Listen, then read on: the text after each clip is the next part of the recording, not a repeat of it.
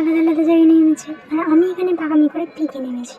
পিকে নেমে একটা মুরগাকে সাফও করে দিয়েছি, তারপর হালকা করে মরে যায় যেহেতু পিকে নেমেছিলাম। এ কি কুমড়ো পটাশটা কোথায় যাচ্ছিল? আমার বন্ধু এক্ষুনি গাড়ি চাপা দিয়ে আমার কিলটা নিয়ে নিচ্ছিল, কিন্তু আমি তো দেবো না কিল। এখানে অনেকগুলো মুরগা ড্রপ লুটে ভালো করে চুরি চুরি করে বাড়ি ফিরছিল, তাদেরকেও সাফ করে দিয়েছি। এই সাদা চম্পকটাই আমাকে বারবার মারছিল। অনেকক্ষণ ধরে বসে বসে দেখছি ড্রপ লুটছে, একদম উপরে পাঠিয়ে দিচ্ছে। যা শান্তিতে উপরে গিয়ে ড্রপ লুট। সাদা চম্পকটা আবার নেমেছিল।